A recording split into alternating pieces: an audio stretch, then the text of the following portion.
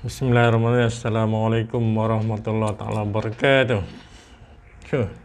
Hari ini keluar lagi kenyataan daripada kapal Sing and Co. Anak dia memberi amaran kepada pihak BKL untuk mengeluarkan apa kenyataan berkenaan dengan lesen perniagaan yang diharamkan buat pemilik ni buat selama-lamanya. Jadi pihak kapal Sing and Co ni memberi 48 jam untuk BKL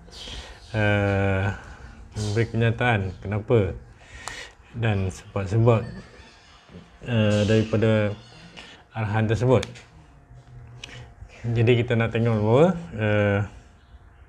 ni kapal Sing ni, Sing berapa orang, berekor sangat pun kat Malaysia ni kan, tapi dia mampu untuk memberi amaran kepada sebuah kerajaan yang dikuasai ataupun yang dipimpin oleh bangsa kita.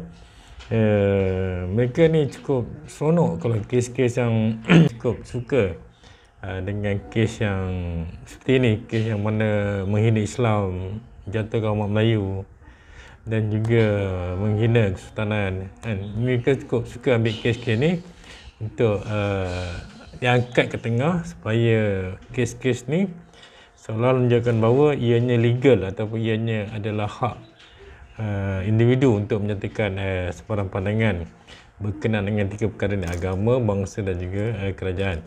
Jadi kita tengok puak ni betul lemus, seperti ada satu tim yang fokus untuk membela nasib orang-orang yang sebegini, yang suka ataupun orang-orang yang cuba untuk memburuk-burukkan kaum Melayu, memburuk-burukkan agama Islam, memburuk-burukkan sistem kesultanan negara kita. Mereka ini seolah-olah dibela oleh satu pasukan ni, peguam-peguam ni yang kita tahu mereka ni terdiri daripada peguam jenis apa ni kan. Mereka kebanyakan adalah puak-puak yang kita tahu masa peguam-peguam Tamil ini.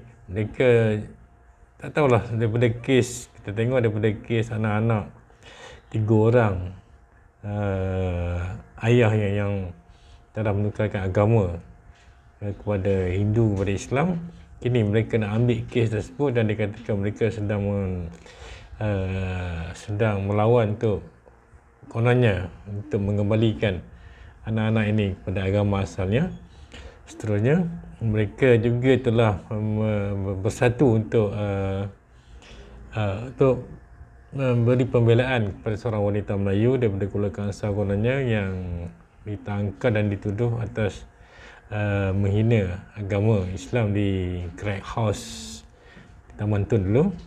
Dan kini mereka nak ambil kes pula dengan owner Crack House ni yang kita tak tahu apa agama ni kan, yang cuba untuk mempermainkan atau memprovok situasi yang ada dalam negara ni. Jadi mereka nak membela tuan punya Crack House Taman Tun yang diharamkan untuk berniaga buat selama-lamanya di Kuala Lumpur dan juga di wilayah persekutuan. Jadi mereka ni cukup suka kes-kes sebegini. Kerana apa? Kalau mereka menang kes sebegini, dia akan jadi precedent yang mana akan jadi rujukan pada kes yang akan datang kalau anda menghina ataupun membuat kenyataan yang menjelekkan pada kalangan bangsa Melayu, Islam dan juga kesultanan dan sebagainya. Ada rujukan bahawa mereka boleh bercakap supaya bebas ni. Kerana apa? Ada kejadian-kejadian sebegini yang mendapat perhatian dan juga mendapat pembelaan daripada mereka. Tapi sebaliknya, bila benda ni berlaku dan juga bila benda ni terjadi pada bangsa mereka, agama mereka, mereka akan hentam ataupun mereka akan cuba mendapatkan sokongan daripada bangsa kita untuk membantai atau untuk melawan pihak-pihak yang cuba untuk memburuk-burukkan mereka dengan agama mereka.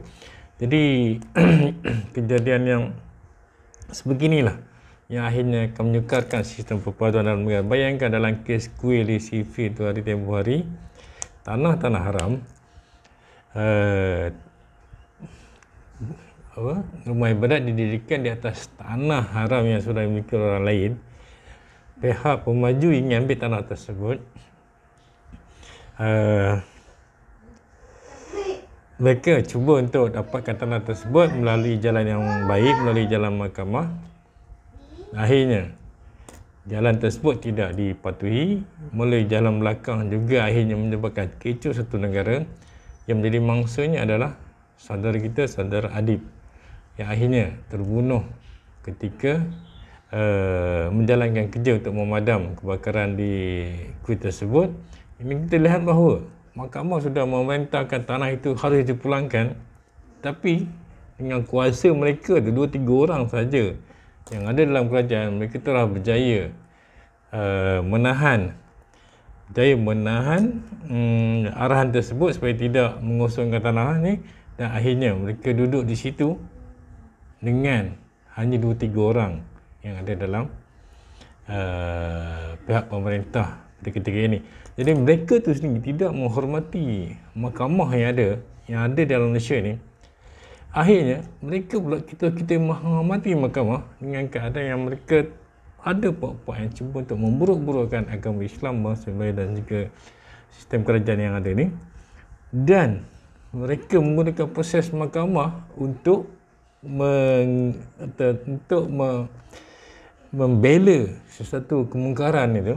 Tapi bila mahkamah itu berlaku di atas pihak mereka, di atas perkara ataupun di atas agama mereka, contohnya ada kuil yang sudah diberi arahan mahkamah untuk dikosongkan, mereka tak peduli, mereka langsung tak peduli. Tapi dalam bab melibatkan agama kita, Islam dan juga bangsa, mereka ambil action. Dan kalau mahkamah keluar arahan, kita pula kena wajib patuhi dan kita tak boleh bercakap sepatah hara pun. Itu bezanya keadaan yang berlaku pada ketika ini kan. Jadi cukup menjadikan bila ada satu pasukan yang sentiasa standby dekat luar sana yang untuk membela sesiapa yang cuba untuk condemn bangsa Melayu atau agama Islam, tapi mereka akan buat tidak tahu ataupun bodoh saja. Bila proses mahkamah itu berlangsung, terjadi pada tempat mereka. Dan inilah yang berlaku di tanah air kita ni, mana banyak arahan-arahan yang dikeluarkan oleh mahkamah, mereka cuba untuk tidak patuhi.